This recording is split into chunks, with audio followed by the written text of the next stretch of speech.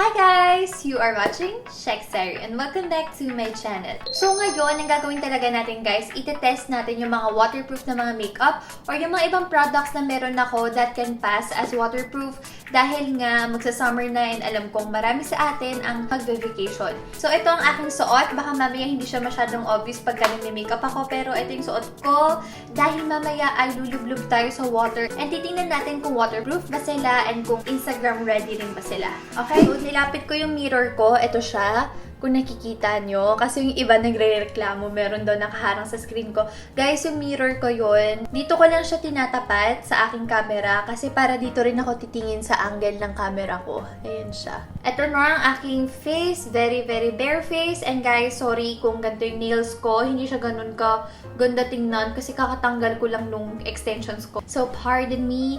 And ngayon, magme-makeup na tayo. Ang aking gagamitin underneath all the makeup, syempre is a sunscreen. So, ito yung sunscreen na matagal ko na rin ginagamit. Kailangan nating protektahan ang ating skin kasi hindi maganda, no? Madam, ano Yes. sabi niyo? We're going out. Halika, dali, halika. Ay, So, yung pumasok kanina, si Kuya Ram yun. So, if nanonood kayo ng vlogs ko, ayun siya! Ay, ang sarap talaga sa face nito. Cooling talaga siya, guys. Ito yung favorite ko na nilalagay ko sa face na sunscreen. It's very affordable. So, we are done with the sunscreen and sobrang sarap niya sa feeling. We are going to proceed with our primer. So, now we're going to proceed with our foundation. And ito yung gagamitin ko kasi ito yung isa sa mga the best na drugstore foundation na na-try ko. Ito na guys ha. Nagpalit na ako ng sponge kasi nababother kayo. And this one is from Real Technique. Yung bago nila na diamond. Lakas makaganda diba? Parang sana ganito na lang yung balat ko. Yung concealer natin, ito yung LA Girl and ito yung gagamitin natin. There. This is our spot of chisme, so kailangan na natin siya i-blend. And ngayon, magkilay naman tayo because kilay is life. And now, mag-apply naman tayo ng eyebrow mascara. Dahil ang eyebrow mascara nakakatulong talaga para i-prolong ang ating mga kilay. And now, pupunta naman tayo sa pagkukontour dahil kung hindi kayo nakapag-diet tulad ko, ito na lang ang sagot sa ating mga prayers.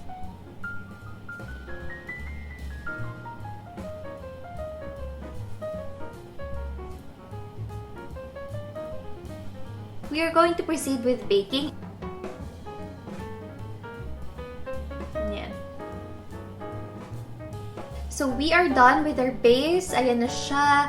We are going to use this palette. And itong palette na to, this is the Pink Sugar Eye Candy Eyeshadow Palette. Kukunin ko tong shade na to, ito, as our transition.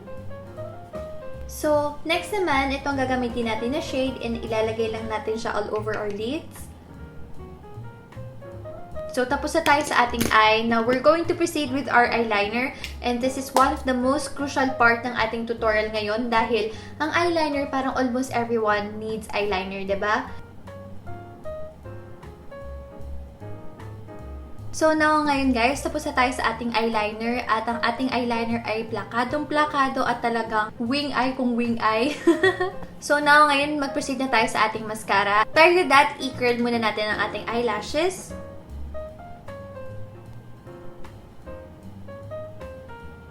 And then, ngayon naman, punta muna tayo sa lips bago tayo mag-cheeks. So, this is our lipstick. And, maglalagay pa tayo ng lip tint para mukha lang siyang summer. Tapos, iba-blot natin siya ng tissue.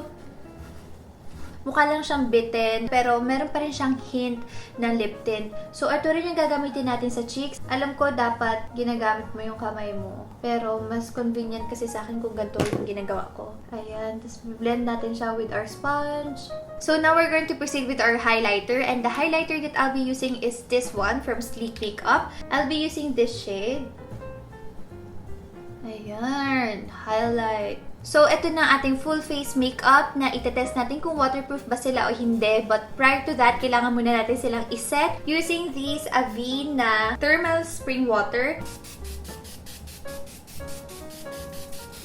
So guys, we're currently here sa aming clubhouse at itetest na natin tong makeup na to if it's really waterproof. Ayan, so magsuswimming na tayo. And baba na tayo sa pool. And let's see kung waterproof.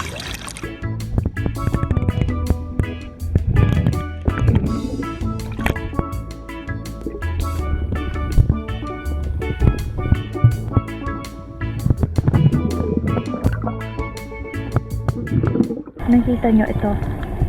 Diba? So, mamaya bigyan natin siya ng review. Foundation is still plakado. And ating contour looking good. Okay, close up. The only problem is ito. Ayan o. Nagkalat na. Ayan, nag-smudge. I think nag-smudge ating eyeliner. Ako na tayo sa water.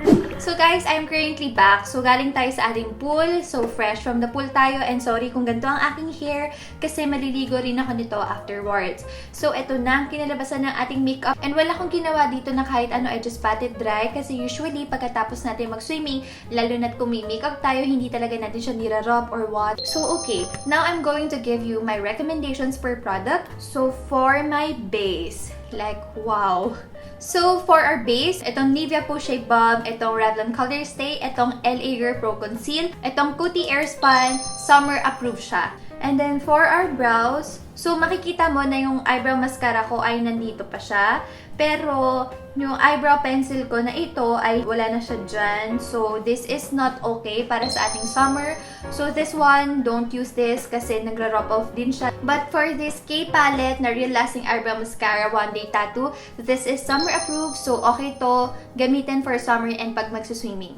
For the eyeshadow, may nakikita pa akong color pero it moved talaga. Sobrang konti na lang nung natira. Almost wala na. So, for this Pink Sugar Eye Candy, so-so. Pero eventually, pagka nag-swimming ka pa na mas matagal, mabubula rin siya. So, use at your own risk. Okay, now let's go on to our eyeliner. And I'm quite disappointed kasi sobrang favorite ko yun ngayon. Like, it's my current favorite na drugstore na eyeliner. For this Hyper Ink Liquid Eyeliner by Maybelline, no. This is not summer approved and ayan, nakikita nyo naman kung bakit ko nasabi yon dahil natanggal din siya. For our mascara, obviously, natanggal-tanggal din siya. Dito sa taas, yung upper lashes ko, okay siya, nandiyan pa din yung iba. Pero dito sa aking lower lashes, nagbuo-buo yung iba. Parang nagbubuo-buo siya. Like, pag tinanggal mo siya using your regular water, pag nagtatanggal ka ng makeup, ganun mangyayari sa kanya pag ginamit mo siya for swimming. So, for this one, no. For me, so this contour, makikita ko na naandyan pa rin siya, pero nag-rub off yung konti sa kanya. Like, dito sa nose, meron pa, pero dito sa cheeks at saka dito, nabawasan siya. So, for this one, so-so lang din. If you wanna use it, go. Pero hindi rin siya magtatagal sa iyong face. So, for this highlighter, in fairness naman sa kanya, hello, nandito pa siya kung makikita nyo, diba? This is waterproof and I'm shocked. So, makikita mo dito sa aking lips, andyan pa rin yung ating lipstick. Pero yung lip and cheek tint natin, nag-rub off siya. Pero may hint pa rin siya sa aking cheeks na nakikita. Ayan, may pinkish hint pa rin siya.